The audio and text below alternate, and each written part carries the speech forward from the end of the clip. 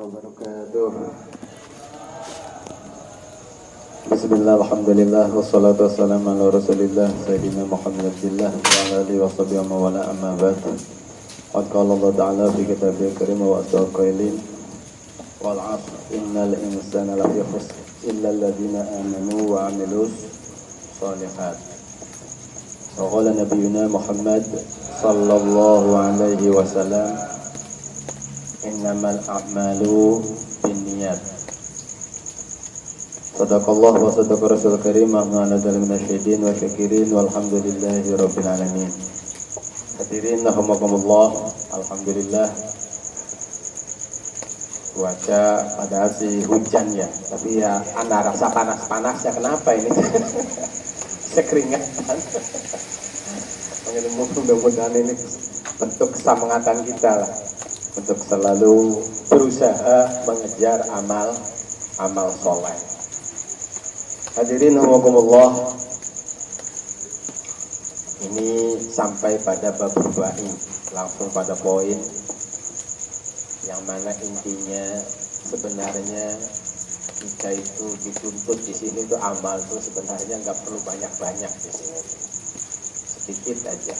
Bahkan kita kalau nafas itu berapa kali nafas kira-kira hidup kita itu, kalau sehari juga tidak bakalan kehitung ya, tidak bakalan kehitung. Nafas kita sehari memang tidak pernah menghitung. Lah kita taruhlah melangkah sehari semalam, kita itu kalau kita melangkah itu berapa langkah itu nggak kehitung, langkahnya saja itu.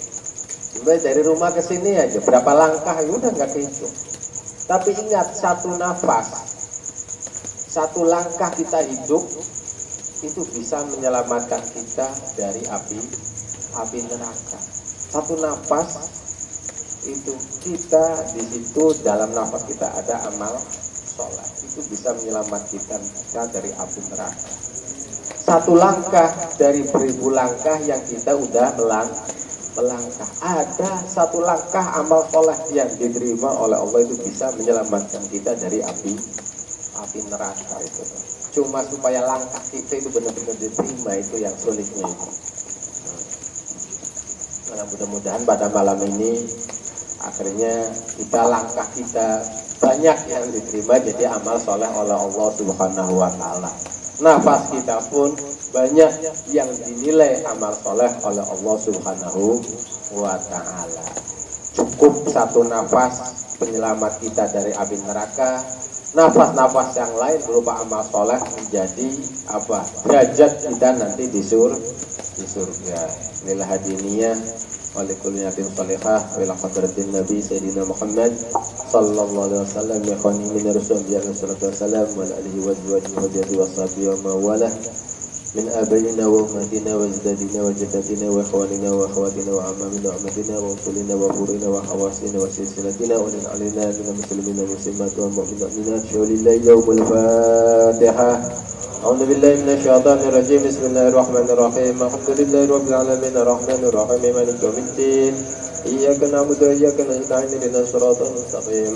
Siratal ladzina an'amta 'alaihim ghairil maghdubi 'alaihim waladdallin. Rabbi ighfir lana amin. Hadirin rahimakumullah, ini hadis bab rubai itu jumlahnya ada 37 dibagi dua.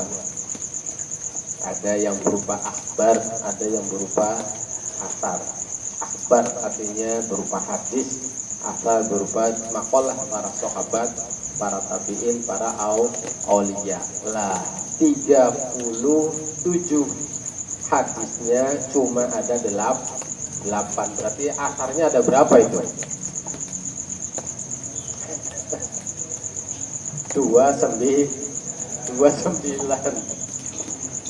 Bab rubai serba 4, yaitu ada 37, yang 8 berupa hadis, sisanya yaitu 29 berupa asar. Yang pertama yaitu berupa hadis dari Nabi Abu Muhammad sallallahu alaihi wasallam. Beliau pernah bersabda kepada Abi Dzar Al-Ghifari, sahabat Abi Dzar Al-Ghifari radhiyallahu anhu. Namanya Abu Dzar itu adalah Jundub bin Janadah. Ada mengatakan Jundab, kan Jundub itu nama aslinya. Hadis ini menjelaskan tentang perjalanan hidup kita, yang kita semua akan melalui apa? Bahwa kita perjalanan itu bagaikan lautan yang sangat dalam sekali. Kita perjalanan bukan cuma di dunia, kita nanti perjalanan di alam kubur, nanti perjalanan di alam mahsyar. Itu kita melalui perjalanan itu adalah bagaikan bahrun amik, lautan yang sangat dalam. Terus juga perlu bekal yang benar-benar sempurna, sebab perjalanannya baik, sangat jauh sekali, sangat jauh. Kalau cara tempuh itu nggak cuma ribuan tahun, nggak cuma ribuan tahun, jutaan tahun. Nanti kita perjalanan ke sana itu. Nah, perjalanan yang sangat jauh itu kan perlu bekal. Apalagi kita perjalanan untuk alam kubur apa? Pokoknya kita pulang aja, maunya ke Cirebon itu tuh. Balik ke Cirebon nggak ada bekalnya apa? Kayaknya sengsara itu. Kayaknya ke Subang aja nggak bawa bekal apa-apa. Aduh, wes. Nah, ini perjalanan itu sangat jauh sekali. Perjalanan kita itu bagaikan lautan yang sangat dalam, perjalanannya sangat jauh. Terus ba'id wal aqobah, terus perjalanannya bukan mulus seperti bukan jalan tol, tapi melalui perjalanan yang seperti kita mendaki gunung. Banyak perjalanan yang sangat terjal sekali. Itu perjalanan kita yang kita lalui hidup ini itu seperti itu.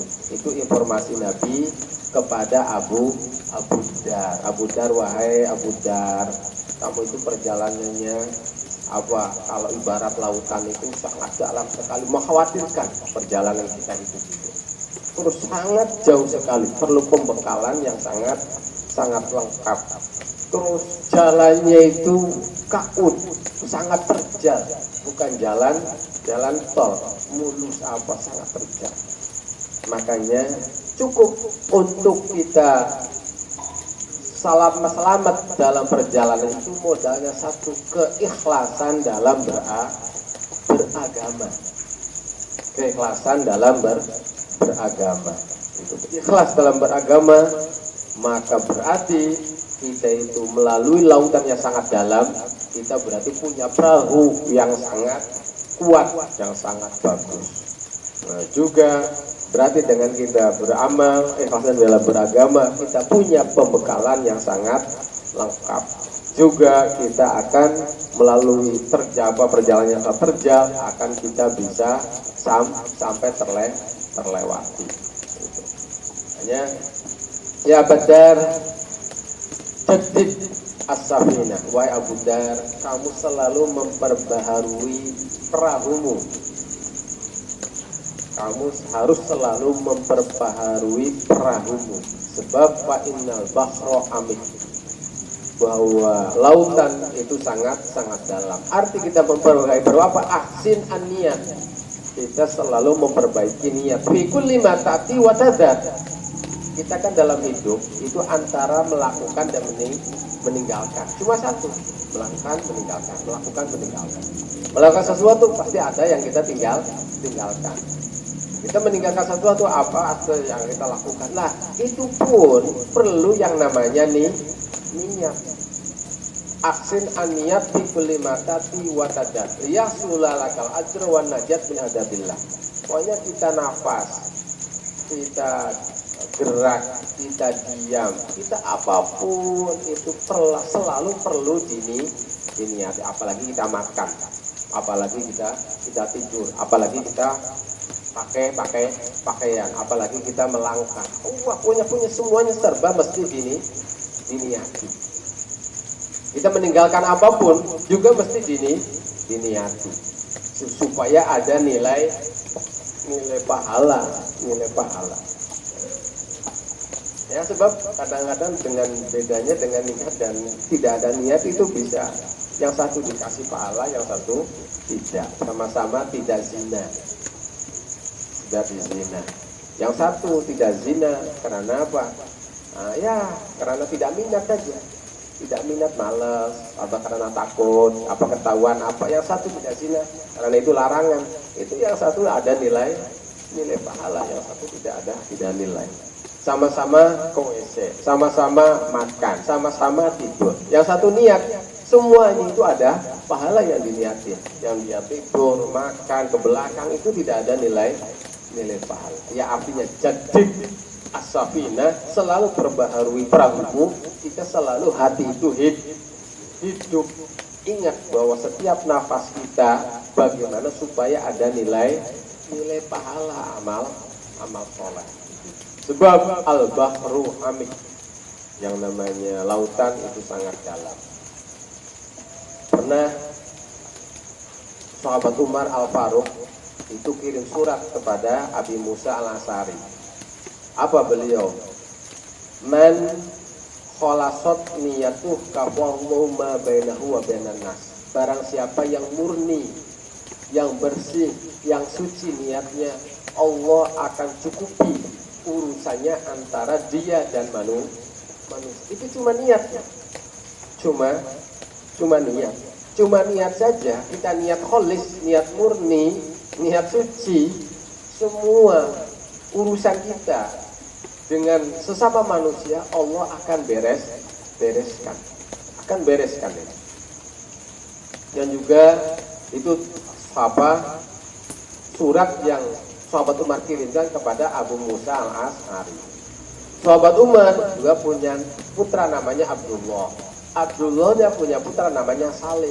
Berarti Salim itu cucunya sahabat Umar. Salim bin Abdullah bin Umar Al-Khattab pernah ngirim surat kepada Umar bin Abdul Aziz, khalifah yang sangat adil. Apa? I'lam ya Umar anna anallah lil abdi bi qadri niyatin. Wa man khalasat niyatuh tamma aunallahu lah. Wa man naqasat niyatuh naqasallahu anallahu bi qadri dzalik. Wahai Umar bin Abdul Aziz, ketahuilah, yakinilah, pertolongan Allah kepada hamba tergantung niatnya.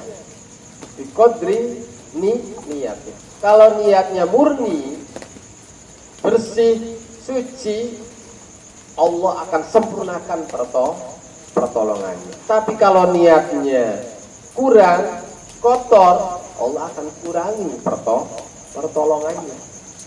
Jadi semuanya itu hati kita. Makanya waktu perang, pernah sahabat Umar mengirim pasukan. Di situ ada kezaliman yang sangat luar biasa, minta bantuan negara Islam. Waktu itu zamannya sahabat Umar. Ada kezaliman, udah kirim tentara. Akhirnya apa dikirim? Pas datang utusan sukses dengan kemenangan gemilang. Tanya sahabat Umar, dari jam berapa nyerbu? Dari sebelum waktu duha, kira-kira jam 6:30. Terus menangnya itu menjelang maghrib, kira-kira jam 5. Nangis sahabat Umar itu, nangis. Wahai khalifah, kenapa? Ini kan kita sedang menang, kenapa engkau menangis? Kamu tahu bahwa kemenangan agama ini bukan dengan kekuatan. Kemenangan agama itu bukan jumlah tentaranya banyak, bukan peralatan perang itu sangat canggih, tidak. Tapi hati. Kemenangan agama ini adalah hatinya. Kalau kamu hatinya bagus, tidak begitu lama untuk menyerang orang-orang yang dolim, gitu.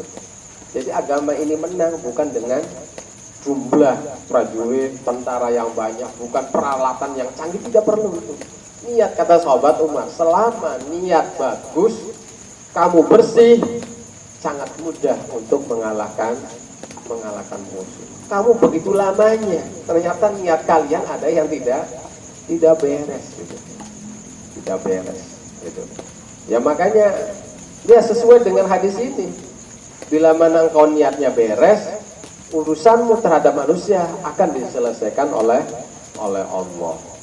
Bagaimana kamu mendapatkan pertolongan di dunia ini tergantung niatmu. Kalau niatmu murni, Allah akan sempurnakan pertolongannya. Tapi kalau niat kita kotor, niat kita tidak murni, Allah pun akan kurangi pertolongannya. Itu fungsinya niat.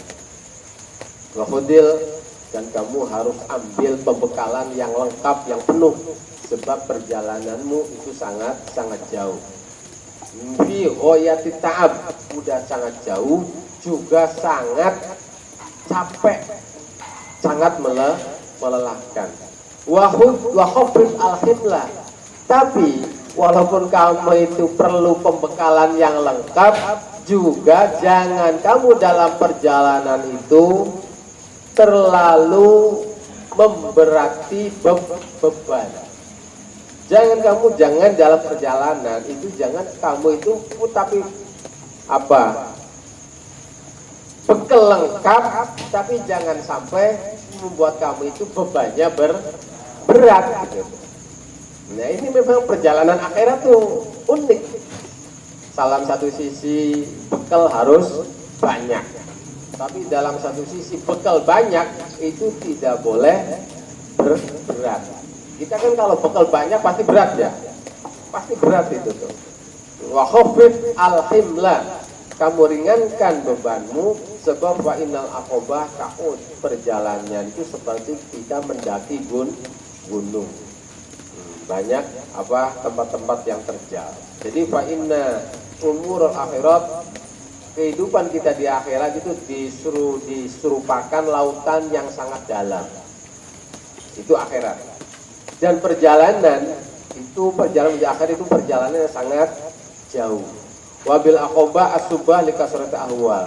Dan dalam perjalanan ini kita akan banyak menemui rintangan, dan semua ini adalah perjalanan yang semua kita akan lalui. Itu safarul akhirat. Wa akhlis al-amal fa innan nakid. Kuncinya kita ikhlaskan amal kita. Amal kita mesti diikhlaskan, dan itu kan masalah hati ya.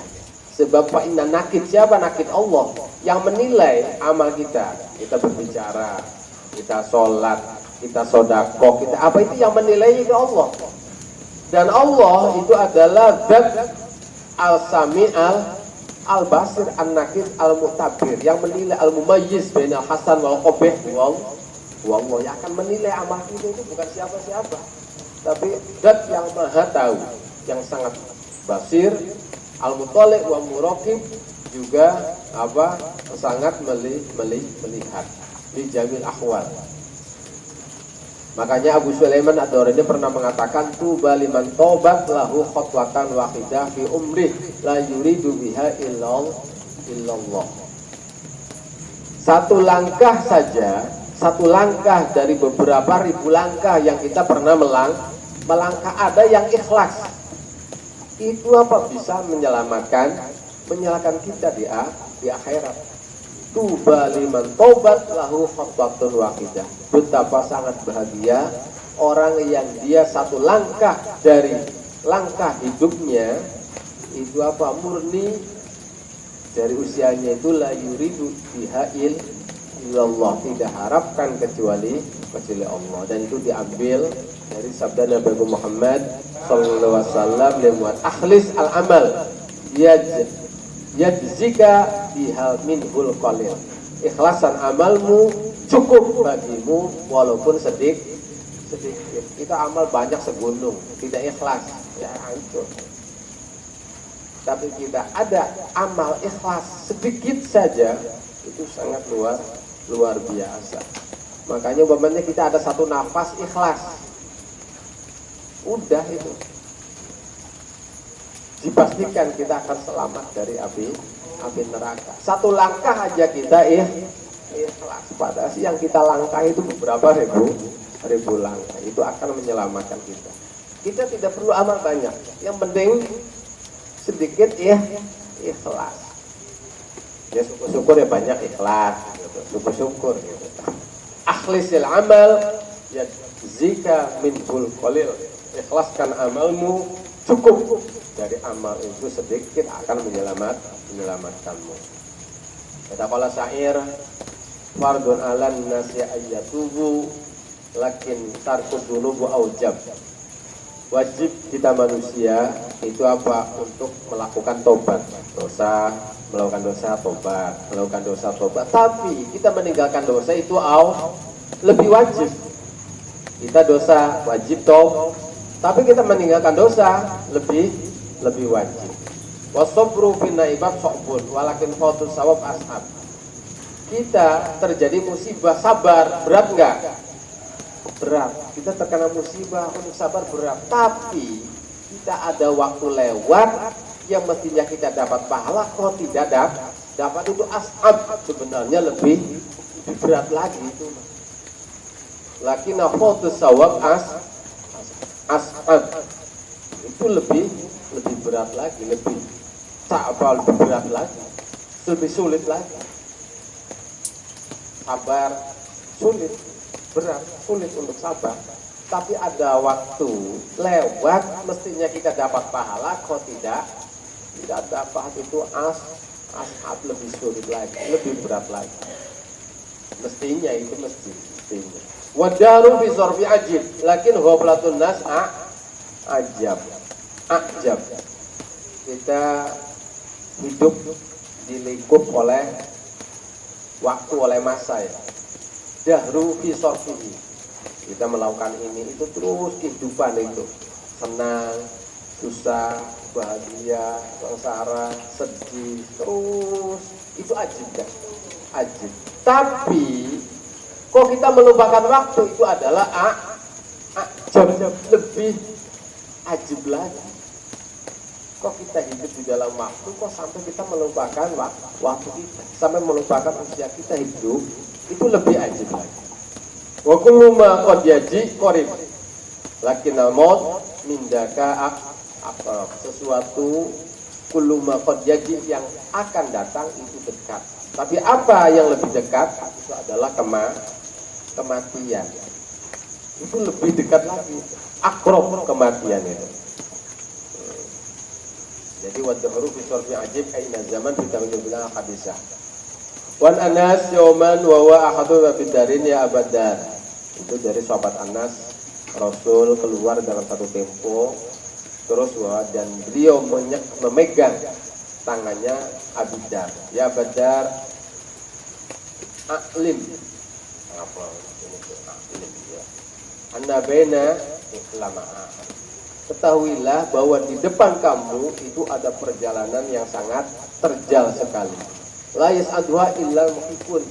Yang namanya melalui perjalanan itu tidak bakalan sampai selamat kecuali orang yang dia memanggul beban yang ringan. Qala rajul ya Rasulullah aminal muhibbin aminal muhilin. Akhirnya tanya seorang, ya Rasul, kami semua itu apakah orang yang dalam perjalanan yang terjal itu apa? Termasuk orang yang membawa beban ringan atau beban berat? Beban berat. Akhirnya ditanya, ainda katu abu yaumin, apakah kamu ada resiko satu hari? Naam, iya, untuk satu hari saya ada. Wa qala Rasulullah waktu mukhudin, untuk besoknya lagi? Naam, ada. Wa qala Rasulullah waktu abu ba'da khudin, untuk besoknya lagi? Oh, tidak ada. Wa qala Rasulullah sallallahu alaihi wasallam, "Law kana indaka ta'amu sab'a ayyam kunta minal muhilin." Kalau kita hidup di dunia ini ada resiko untuk sekarang hari apa? Hari Jumat. Untuk Sabtu ada. Untuk Minggu ada. Masih ada untuk makan itu.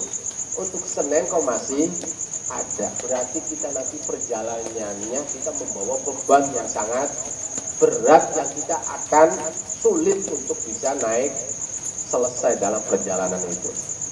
Kalau kita hidup untuk 3 hari ada. Jadi ya cukup 2 hari saja. Hari ini, besok dan besok. Kesananya tidak ada. Ya udah, berarti kita membawa dalam perjalanan nanti ke sana itu ringan. Tapi kalau udah 1 minggu udah disiapin. 1 bulan untuk waduh, udah kayaknya untuk naik terjal itu udah langsung jatuh gitu.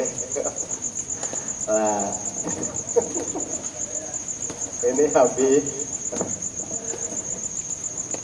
Ini mah hadis ini jangan sampai gitu habis ini mana. Ya jangan pesimis, pokoknya kita harus optimis terus. Jadi apapun yang terjadi kepada kita gitu terus. Ya hadis ini memang kita kan yang namanya 1 minggu kayaknya nggak bakalan, umpamanya kita tidur 1 minggu nggak bakalan tidak makan gitu itu ya. Ada lah untuk ya 1 minggu lah. Waduh, berarti kita minal muskolit. Orang yang naik ke gunung itu bebannya itu bawa satu kintal ya, gimana mau naik gitu tuh. Tapi kalau besok ada, besoknya lagi tidak ada, ya udah kita itu bisa ringan naiknya gitu. Udah hadirin rahimakumullah.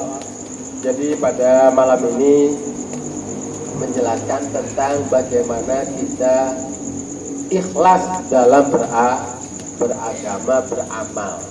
Artinya nafas kita, langkah kita, berusahakan kita memurnikan semua amal yang kita lakukan, baik sifatnya meninggalkan atau melakukan. Meninggalkan atau melakukan. Sebab sedikit amal tapi ikhlas itu lebih baik daripada banyak tidak ikhlas. Dan yang namanya keikhlasan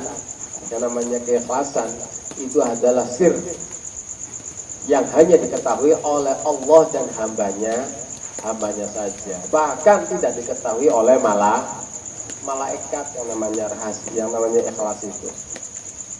Yang namanya ikhlasan itu. Dan juga kita diinformasikan oleh Nabi bahwa perjalanan hidup kita kalau ibarat lautan itu adalah melalui lautan yang sangat dalam. Kalau ibaratnya saya ke gunung itu perjalanan sangat terjal sekali. Dan untuk kita mengauri lautan perlu perahu yang sangat bagus, sangat kuat, yaitu berupa keikhlasan. Kalau umpamanya naik perumahan seperti gunung, maka kita jangan terlalu membawa beban yang sangat berat atau beban yang sangat ringan saja gitu. Ya, mangga bertanggapi.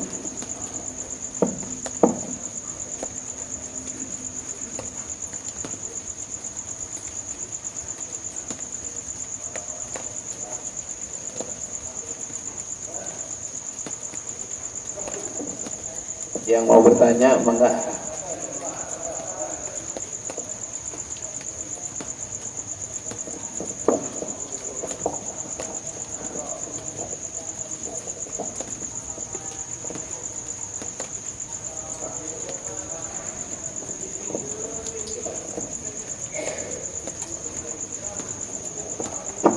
Pertanyaan ya tentang masalah ayam gitu, yang pembekalan yang 3 hari gitu, Ustaz. Kebanyakan kan di masyarakat kan pasti mengumpul-ngumpulkan demi ke depan itu, cita-cita ke masa depan itu, atau siapa supaya tenang gitu. Kalau ada bekal makan tenang gitu. Yang jadi permasalahan itu ini masalahnya masalah hati, atau misalnya dia orang kaya gitu, tapi nggak memikirkan yang tadi yang salah satu ayam ini atau amun ayam ini gitu. Jadi ini masalahnya masalah ke hati apa ke harta gitu, Ustaz. Salah satu ayaman itu gitu. Jadi walaupun orang kaya tapi hatinya juhud gitu, gimana gitu. Gitu.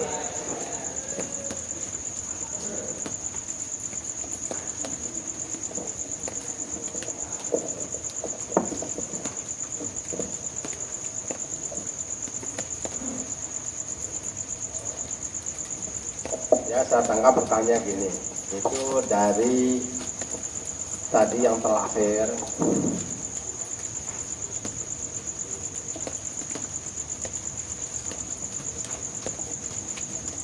yaitu waktu Nabi memegang tangannya sahabat Abi Dzar. Ya Aba Dzarin, a'alimta anna baina aidina aqobatan sa'udan la yas'aduha illal muhibbun. Nabi memegang tangan Abu Dzar. Abu Dzar, apakah engkau tahu bahwa di depan kita itu ada Aqobah? Aqobah itu kalau kita naik gunung itu ada tahap-tahapan naik gitu Aqobah. Yang kemudian sangat terjal sekali. Yang tidak bisa naik Aqobah tersebut illal muhibbun, kecuali orang yang dia menanggung beban yang ringan. Abu Dar, kamu tahu nggak bahwa di depan kita itu seperti kita menaiki gunung yang sangat terjal, yang tidak bakalan sampai menaiki itu kecuali orang yang membawa beban yang ringan. Akhirnya ada seorang tanya, ya Rasul, kita semua yang di sini termasuk orang yang membawa beban ringan atau membawa beban yang berat. Akhirnya ditanya sama Rasul, kamu punya makan untuk hari ini? Punya. Untuk besok? Punya. Untuk sehabis besok? Punya. Oh, untuk sehabis besok tidak. Untuk sehabis besok tidak. Untuk hari ini punya, untuk besok punya. Tapi untuk sehabis besok saya tidak punya. Lah, akhirnya Nabi bersabda, andai saja kamu itu punya makanan untuk 3 hari, kamu berarti termasuk orang yang menaiki Aqobah tersebut dengan membawa beban berat. Kalau punya makanan untuk 3 hari. Tadinya pleset lagi, berat sih naik gunung itu. Lah cuma tadi pertanyaannya gitu, apakah itu cuma ada di hati, apakah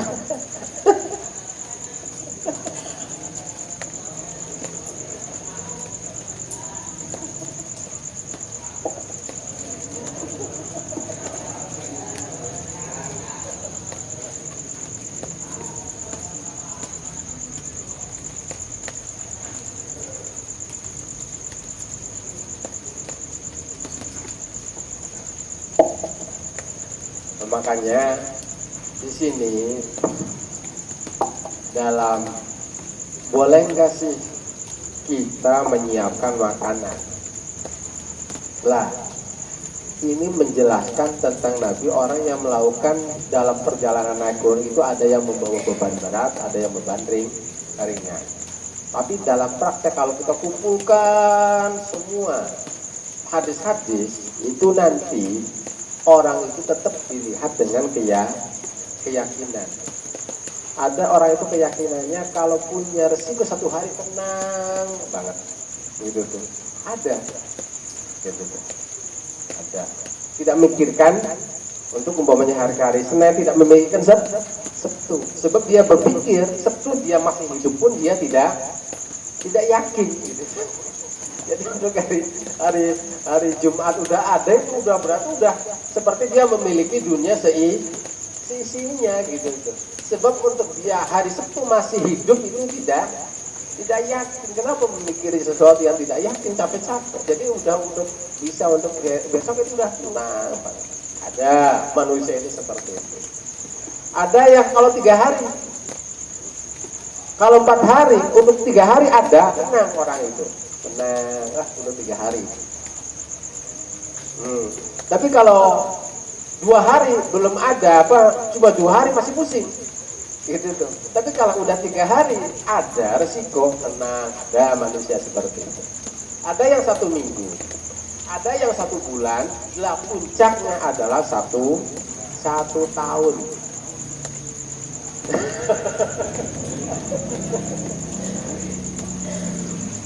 Lah paling rendah imannya seseorang itu bila mana dia ada 1 tahun resiko hidup tenang itu imannya paling rendah itu. Gitu. Makanya istri itu dilihat dari istrinya Nabi kan banyak. Ada kalau istri Nabi 1 hari dikasih resiko udah adem. Ada yang dia tenang kalau dikasih untuk 3, ada yang untuk 1. Bahkan ada istrinya Nabi itu kalau dikasih risikonya untuk 1 tahun, nih risiko 1 tahun, baru adem. Ada gitu tuh, ada. Lah kalau udah kita perlu 10 tahun lah itu mah udah bukan itu mah. Jadi paling boleh kita mudah menyimpan makanan resiko itu paling maksimal untuk untuk 1 tahun. Tapi kalau untuk sampai 7 turunan, waduh, itu seumur hidup. Lah itu tidak diikutkan. Nah, makanya, nah ini kelasnya, makanya di sini kelasnya untuk kelas sahabat Abu Dar dan kelas itu. Ya buktinya itu Nabi tidak ada, istrinya dikasih 1 tahun, katanya 1 bulan resikonya itu. Cuma sebagaimana para ulama itu maksimalnya satu tahun.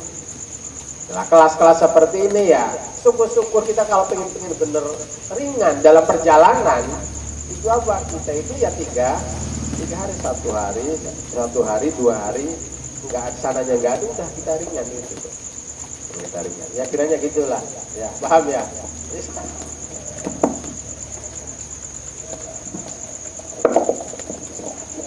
Ada yang lainnya?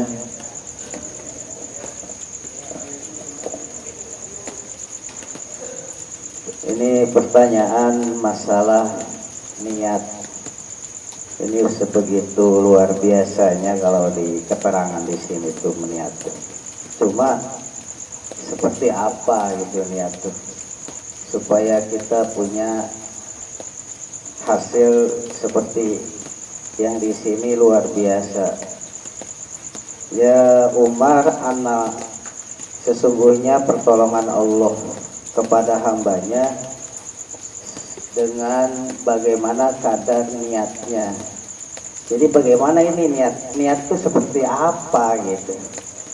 Pertolongan Allah dengan sempurna dengan diukur hanya niat saja gitu. Saya tuh pengen lebih cemerlang gitu ya, pengen bagaimana supaya kita tiap hari kesana kemari ngaji, niat apa kurang sempurna bagaimana itu.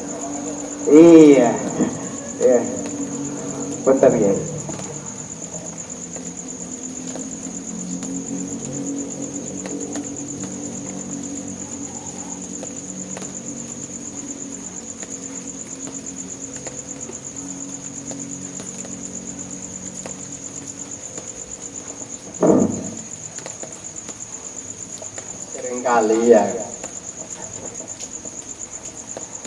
Seringkali kita niat itu yang di sini itu niat bukan timbul dari ikhtiar manusia yang dimaksud di sini, tapi niat yang murni timbul dari keimanan yang sangat murni, sangat kuat terhadap Allah Subhanahu wa Ta'ala. Bukan kita niat seperti niat sholat ya, balik pada duri. Artinya niat itu bukan niat seperti itu di sini itu. Jadi niat ini di pendukungnya adalah keimanan yang kuat, keimanan yang murni terhadap Allah dan Rasulnya. Kalau imannya sangat luar biasa gitu. Jadi niat tergantung keimanannya. Coba aja kita lihat. Umpamanya kita kerja. Nah, kita semangat tidaknya kerja itu tergantung keyakinan. Nah, pendorongnya kita kerja itu tergantung keyakinannya. Kita sangat luar biasa ini kan, udah semangat. Nah, seperti itu. Dan ini benar-benar murni dari keyakinan. Bukan niat yang sifatnya ikhtiari manusia, tapi dari keimanan yang benar-benar luar biasa. Makanya ya salah satu contohnya banyak ada ulama, ayo sholat jenazah diam saja. Sholat jenazah kan baik, tapi diam. Akhirnya berangkat. Waktu ditanya kamu kenapa, waktu diajak, saya itu iman saya itu belum keluar keniatan. Jadi saya sia-sia gitu. Akhirnya dia pas keimanannya tumbuh, sholat berangkat. Jadi semuanya dia makan, dia tidur dari bukan nafsu kita. Kita makan nafsunya pengen makan. Seperti itu. Lah, kalau udah modelnya seperti itu, pertolongan Allah ya tidak diragukan itu. Pertolongan Allah tidak bakal diragukan. Kalau dia udah niatnya seperti itu, urusan dia sama manusia itu semuanya akan diselesaikan oleh Allah gitu. Jadi untuk bisa niat seperti ini timbulkan keyakinan yang kuat, takwiyatul yakin lah kalau takwiyatul yakin baru kuat, baru nanti dengan niat tersebut urusannya dia dengan manusia Allah yang menyelesaikan. Gitu. Kalau ada apa-apa selalu Allah pertolongan sempurna. Jadi kita mamanya ya karena kitanya niat kita selalu dikotori oleh nafsu gitu tuh. Ada kita yang bikin repotnya itu kita niat baik, taruhlah sholat, sodako apa, tapi ada nafsunya tuh ada peran. Lah itu tergantung perannya itu. Kalau peran nafsunya gede, walaupun baik, ya udah pertolongan Allah kurang. Tapi kalau benar-benar murni, itu tuh benar-benar murni, tidak ada nafsu sama sekali sedikit pun, Allah akan sempurnakan pertolongannya. Gampang kan?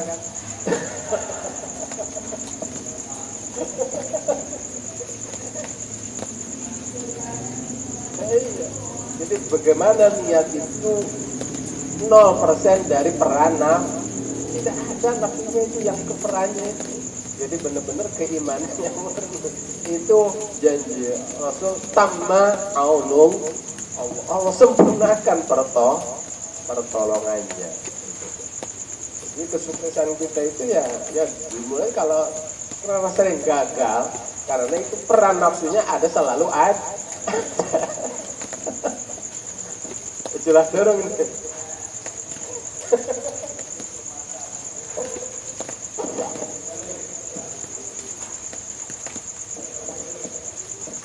Ada yang mau bertanya? Oh iya ini.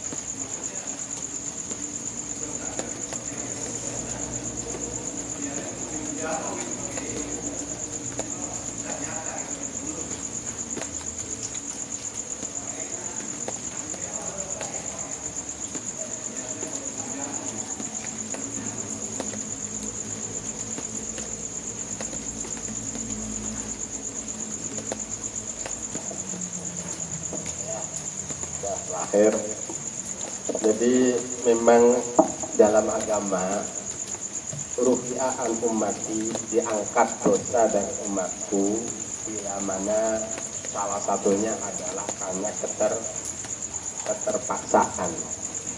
Tapi keterpaksaan itu ada batas-batas oleh agama itu. Ada batasan. Lah, umpamanya tadi tidak dikasih kunci apa itu?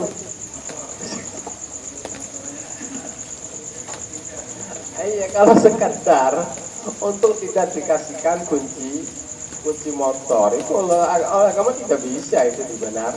Kalau keperkasaan sifatnya itu apa? Penghilangan nyawa atau hilangnya salah satu anggota tubuh atau kemanfaatannya tubuh. Kemanfaatan tubuh, kamu kalau tidak minum potong jarimu atau saya bunuh. Lah baru, dan itu serius gitu, bukan cuma prank ya.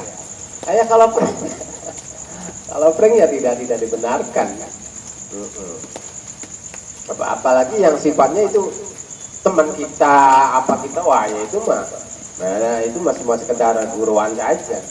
Jadi ya yang serius dia dipaksa, diintimidasi dengan serius dan sifatnya menghilangkan nyawa atau menghilangkan anggota badan atau menghilangkan kemanfaatan anggota badan itu baru oleh agama itu akhirnya, dan itu serius. Kalau dia tidak melakukan itu ya diperbolehkan, tapi tetap walaupun diperbolehkan lebih baik kita meninggalkan.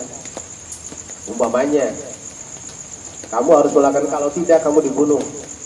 Serius. Umpamanya suruh zina, kalau tidak kamu dibunuh. Serius itu, tembak. Kalau tidak melakukan zina, belah. Ya tetap dia boleh melakukan zina. Itu tuh. Tapi ya jangan dinikmati nanti zinanya itu. Kalau dinikmati ya tetap nggak benar. Iya. Tapi dia tetap, daripada saya zina, tetap saya siap mati, itu lebih baik, dan itu syahid oleh agama itu. Terus yang perlu dihitungkan lagi, kata Nabi, selama Allah mengharamkan sesuatu, berarti apapun kemanfaatan yang ada di sesuatu tersebut telah diambil. Jadi tidak ada sesuatu yang diharamkan oleh Allah itu ada manfaat, tidak ada itu. Berarti udah diharamkan, berarti udah diambil semua manfaatnya. Makanya turunnya khamr kan pertama, yasaluna khamr fihi ma ismun kabir wa manafi'ul linnas. Itu sebelum diharamkan. Khamr itu ismun kabir, dosa besar. Tapi wa manafi'ul linnas, ada kemanfaatan bagi manusia. Wa ismuhuma akbaru min naf'ihima, tapi dosanya itu lebih besar daripada manfaatnya. Itu masih ada manfaat. Masih Allah naruh kemanfaatan dalam minuman. Tapi suatu innahu rizqum min amali syaitan fajtanibu. Allah telah cabut semua kemanfaatan yang ada dalam minuman keras. Cabut semua, tidak ada kemanfaatannya gitu, sebenarnya. Jadi umpamanya jamu untuk jamu itu ya sebenarnya mah justru sebenarnya jadi penyakit sebenarnya mah. Lah, cuma penyakit nanti kan ada dua. Ada penyakit yang sifatnya surah, dohiroh, ada yang sifatnya surah batinah. Apa yang penyakit yang surah dohiroh? Kita minum, umpamanya minum jamu, ada minuman keras. Diminum malahan jadi sakit. Tidak ada fungsi obatnya. Itu berarti apa? Penyakit Ada yang batinah, kita minum jamu dikasih oplosan minuman keras, benar, badan sehat, tapi dipakainya untuk kemaksiatan, untuk melakukan itu berarti dia penyakit yang batinah gitu. Jadi umpamanya benar sehat katanya, tetap Allah itu kasih penyakitnya sifatnya batinah, nanti kesehatannya itu bukan dipakai untuk ibadah, tapi dipakai untuk maksiat. Jadi sama juga penyakit, malah penyakit yang lebih berbahaya itu. Lah, itu kalau kita udah tahu, tapi kalau belum tahu mah ya insya Allah dimaafulah semuanya lah. Semuanya udah terjadi, saya belum tahu hukumnya, ya insya Allah dimaafu gitu tuh. Yang udah lewat tuh orang nggak tahu ya, nggak ada hukumnya itu.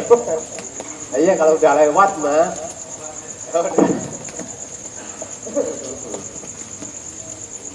Iya.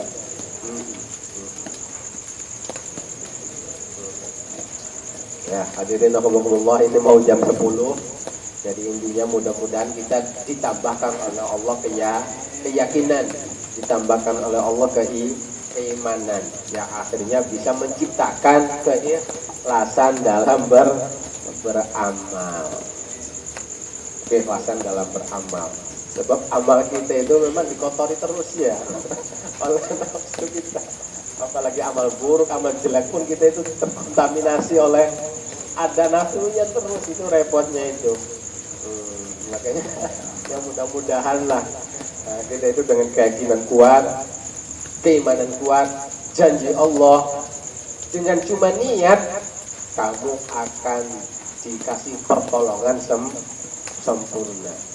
Cuma dengan niat urusanmu dengan manusia akan diselesaikan langsung oleh Allah. Ya makanya yang nggak aneh para wali itu.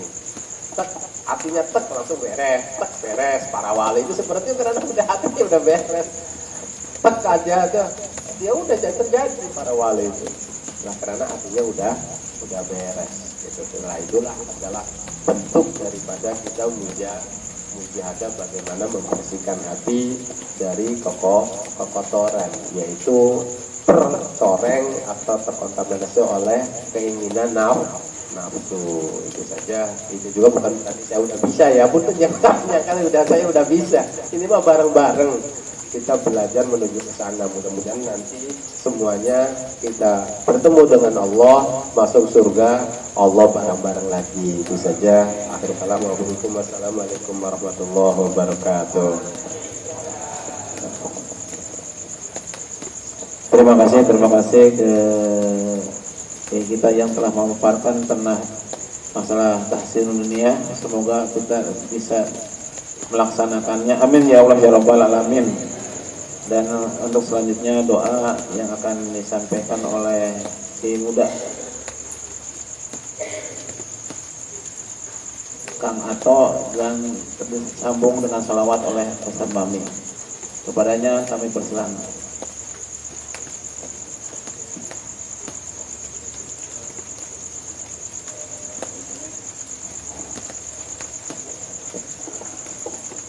اللهم صل على سيدنا وحبيبنا وشافينا وكريم ظفرنا ومولانا محمد وسلم رضي الله تعالى عن أصحاب رسول أجمعين. الحمد لله على حلمه بعد علمه وعلى عفوه بعد قدرته.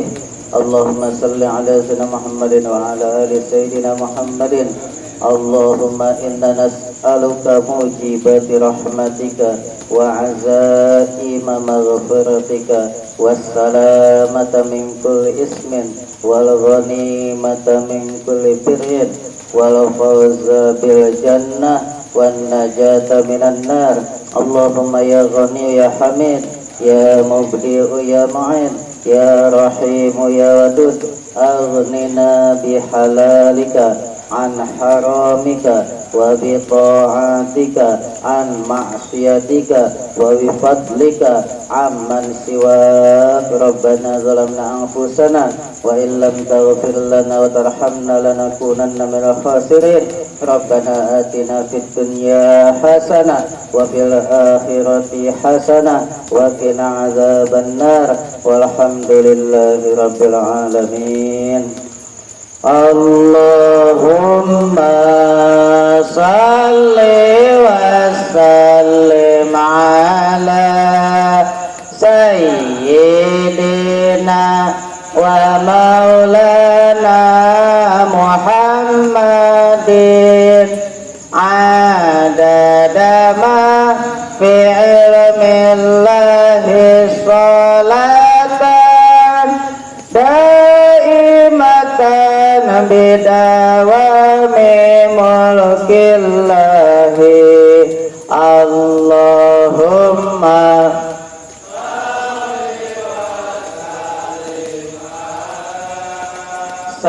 sayyidina wa maulana Muhammadin adada ma fi ilmillah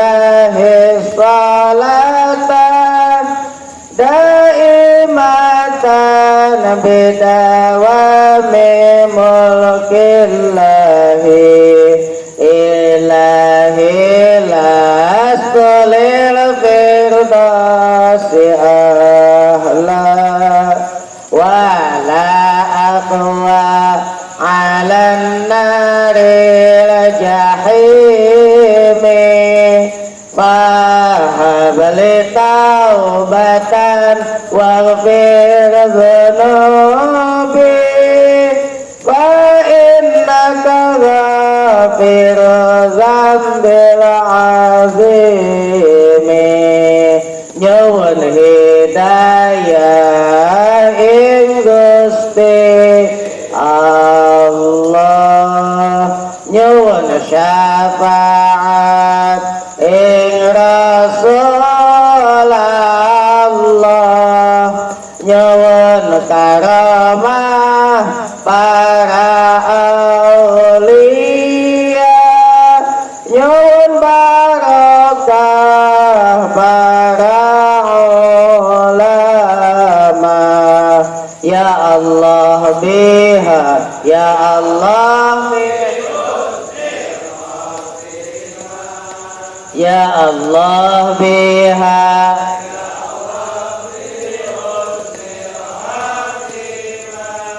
ya Allah biha ya Allah